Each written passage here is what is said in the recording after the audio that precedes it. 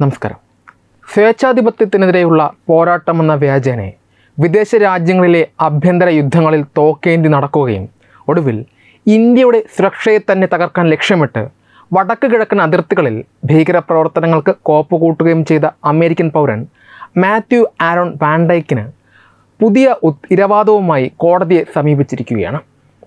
ദില്ലിയിലെ അതീവ സുരക്ഷാ തടവറയായ തീഹാർ ജയിലിൽ കഴിയുന്ന ഈ പ്രതി തനിക്ക് ഇന്ത്യൻ ഭക്ഷണം കഴിക്കാൻ കഴിയില്ല എന്നും അമേരിക്കൻ രീതിയിലുള്ള ആഹാരം വേണമെന്നും ആവശ്യപ്പെട്ട് കോടതിയെ സമീപിച്ചതിന് പിന്നിൽ കടുത്ത അജണ്ടകളുണ്ട് എന്നാണ് സുരക്ഷാ ഏജൻസികൾ വിലയിരുത്തുന്നത്.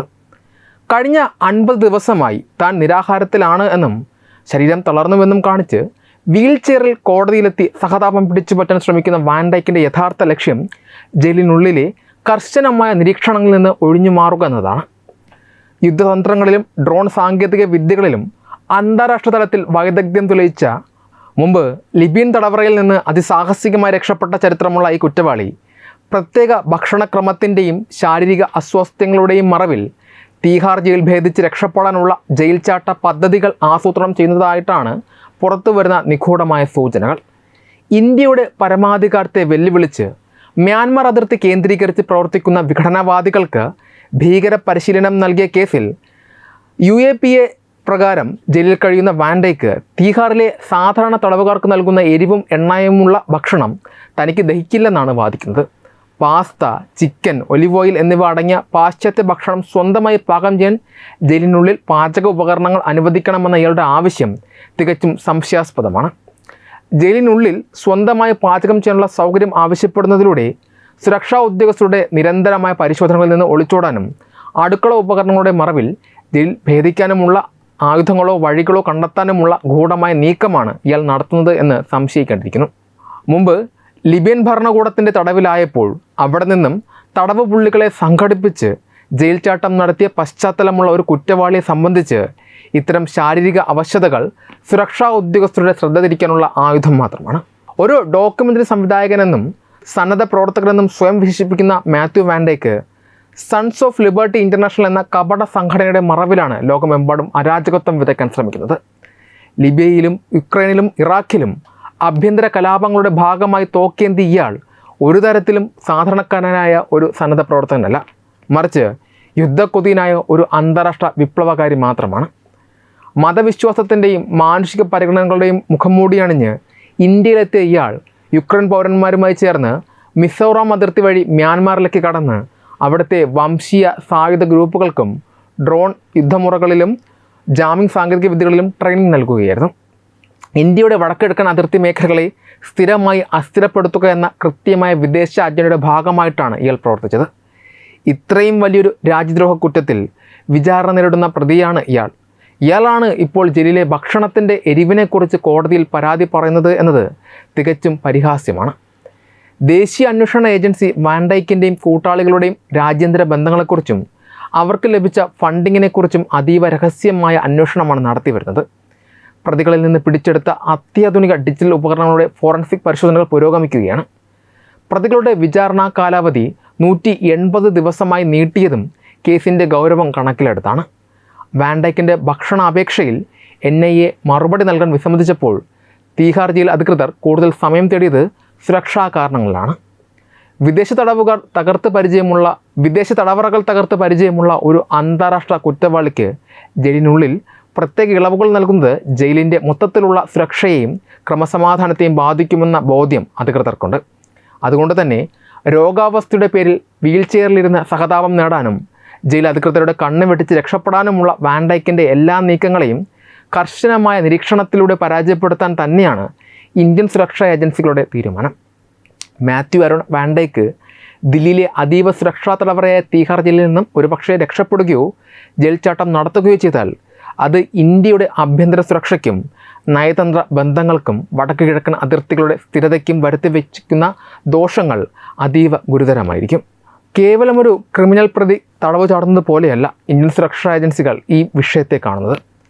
ആധുനിക യുദ്ധമുറകളിലും ഡ്രോൺ സാങ്കേതിക വിദ്യകളിലും അട്ടിമറി പ്രവർത്തനങ്ങളിലും ആഗോള പരിചയമുള്ള ഒരു വ്യക്തി, അതും വിദേശ സുരക്ഷാ തടവറകൾ തകർത്ത് മുൻപ് രക്ഷപ്പെട്ട ചരിത്രമുള്ള ഒരു കുറ്റവാളി ഇന്ത്യൻ നിയമവ്യവസ്ഥയുടെ കണ്ണ് വെട്ടിച്ച് പുറത്തുപോയാൽ അത് രാജ്യത്തിൻ്റെ പരമാധികാരത്തിന്മേലുള്ള കടുത്ത വെല്ലുവിളിയായി മാറും. ഒന്നാമതായി, വാൻ ഡൈക്കിൻ്റെ ജയിൽ ചാട്ടം ഇന്ത്യയിലെ വടക്ക് കിഴക്കൻ സംസ്ഥാനങ്ങളിലെ പ്രത്യേകിച്ച് മിസോറാം, മണിപ്പൂർ അതിർത്തികളിലെ സുരക്ഷാ അന്തരീക്ഷത്തെ പൂർണ്ണമായും അസ്ഥിരപ്പെടുത്തും. മ്യാൻമാർ കേന്ദ്രീകരിച്ച് പ്രവർത്തിക്കുന്ന വംശീയ സായുധ ഗ്രൂപ്പുകൾക്ക് ഡ്രോൺ യുദ്ധമുറകളിലും ആശയവിനിമയ സംവിധാനങ്ങൾ തകർക്കുന്ന ജാമിംഗ് സാങ്കേതിക വിദ്യകളിലും ട്രെയിനിങ് നൽകുകയായിരുന്നു ഇയാളുടെ പ്രധാന ചുമതല. ഇന്ത്യയിലേക്ക് ആയുധങ്ങളും മയക്കുമരുന്നുകളും കടത്തുന്നതിലും അതിർത്തികളിൽ വംശീയ കലാപങ്ങൾ ആളിക്കത്തിക്കുന്നതിലും മുൻപന്തിയിലുള്ളവരാണ് ഈ തദ്ദേശീയ സായുധ ഗ്രൂപ്പുകൾ.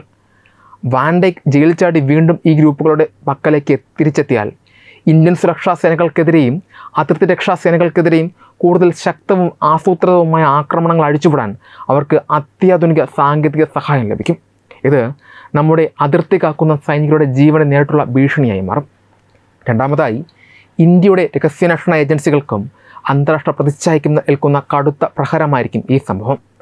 അതീവ സുരക്ഷയുള്ള തീഹാർ ജയിൽ ഭേദിക്കാൻ ഒരു വിദേശ തടവുകാരന് സാധിച്ചാൽ അത് രാജ്യത്തെ ജയിൽ സുരക്ഷാ സംവിധാനങ്ങളുടെയും നിരീക്ഷണ ഏജൻസികളുടെയും കനത്ത പരാജയമായി ലോകത്തിന് മുന്നിൽ ചിത്രീകരിക്കപ്പെടും.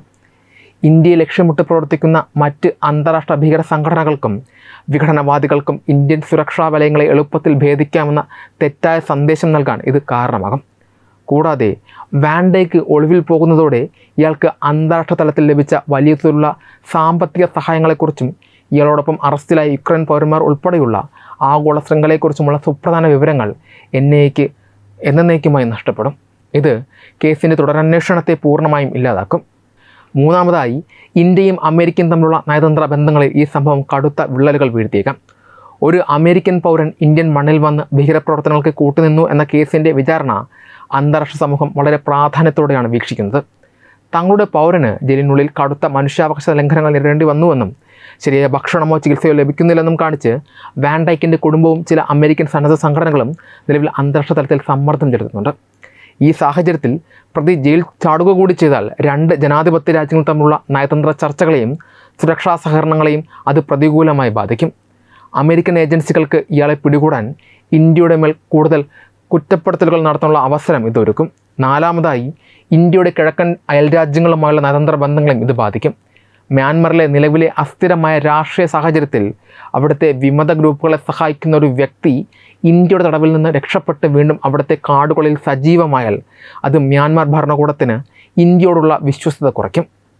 അതിർത്തി കടന്നുള്ള ഭീകരവാദത്തെയും വിഘടനവാദത്തെയും അടിച്ചമർത്താൻ ഇന്ത്യയും മ്യാൻമാറും സംയുക്തമായി നടത്തുന്ന സൈനിക നീക്കങ്ങളെയും വിവരങ്ങൾ കൈമാറുന്ന പ്രക്രിയകളെയും ഇത് ദോഷകരമായി ബാധിക്കും.